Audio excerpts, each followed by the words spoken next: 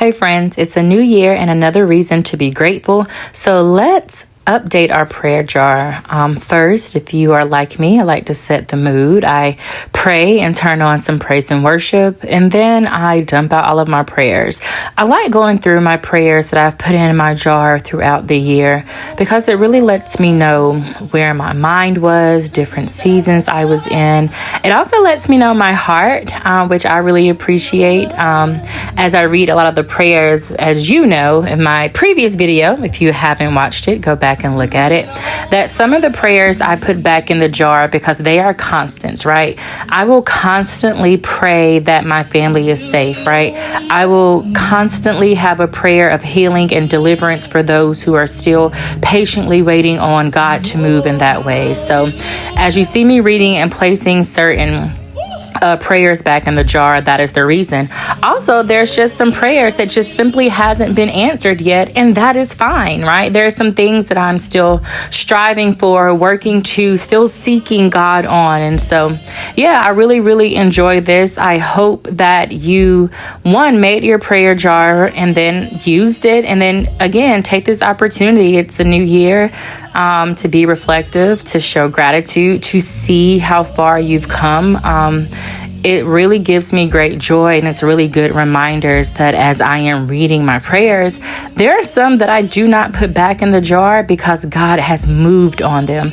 Either He has given me the answer, and the answer isn't always yes, or, a solution or an answer in the way that I thought I would be, but nevertheless, I realized that He has moved on said prayer.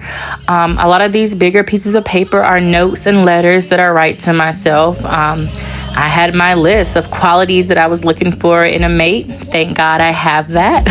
Qualities that I'm looking for within myself, things to be removed from me, things to be, restored or healed or added to. And so that definitely goes back into my prayer jar. But I really encourage you to do this exercise. If you don't have a prayer jar, start one.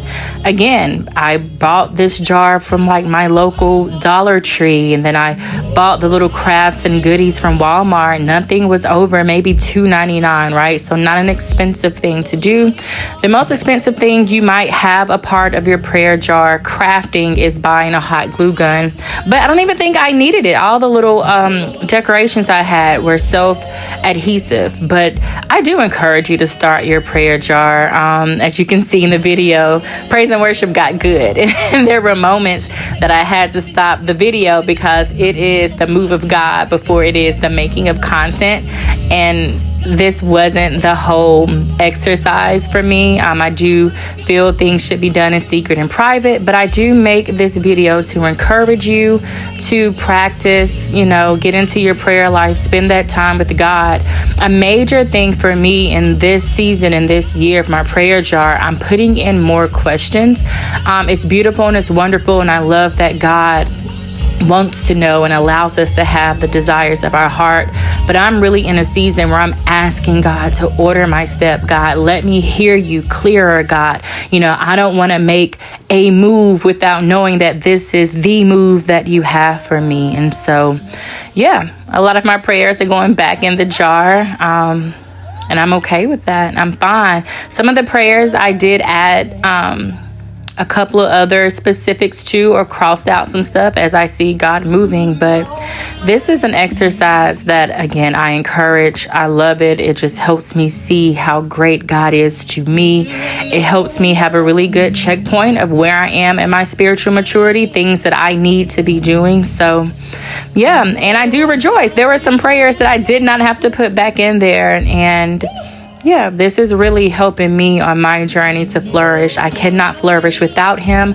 I flourish because of Him, and I thank God for flourishing through me. And so I encourage you to do the same. I hope that your year is everything that it needs to be. As you can see, these are the prayers that I did not have to put in there.